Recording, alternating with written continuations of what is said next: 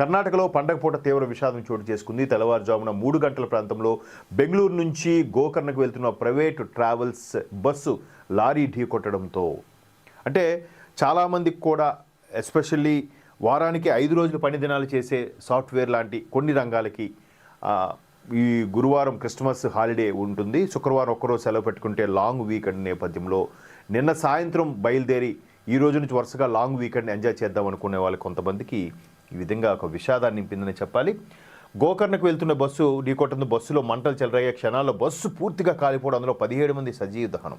మన కర్నూలు దగ్గర ఘటన జరిగినప్పుడు కూడా సజీవ దహనం అయిపోతే ఏ బాడీ ఎవరిది డిటెక్ట్ చేయడానికి వాళ్ళ కుటుంబ సభ్యుల్ని పిలిపించి DNA టెస్ట్ చేసి మరీ ఇచ్చారు.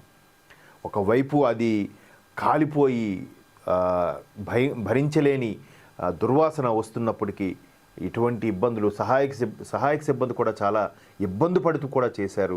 బస్సు ఫోటోలో చూస్తే నిజంగా ఒక్కసారిగా నివ్వెరిపోయేలా అనిపించాయి. ఒక్కసారి ఇక్కడ మనం బస్సు దగ్ధమైనప్పుడు ఆ ఢీ కొట్టినప్పుడు ఒకరు దగ్గరలో ఉన్న వాళ్ళు దాన్ని ఫోన్లో క్యాప్చర్ చేసిందని ఎక్స్లో పోస్ట్ చేశారు. ఒక్కసారి ఆ వీడియో చూద్దాం.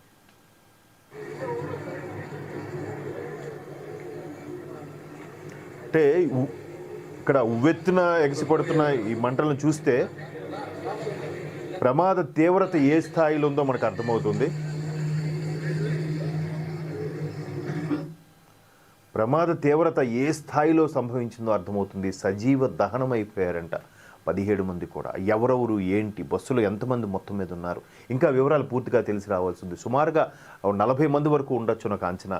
ఇందులో 17 మంది సజీవ దహనం అయితే కొంతమంది మేల్కొని పరుగులు తీశారా, దగ్గరలో ఉన్న వాళ్ళకి మిగతా వాళ్ళు ఎందుకు లేపలేకపోయారు, ఎందుకు వాళ్ళని తీసుకువెళ్ళలేకపోయారు అనేది కూడా చాలా ఆసక్తి, అంటే భయాలతో కూడిన ఆసక్తి రేకించే క్వశ్చన్స్ చాలా వినిపిస్తున్నాయి.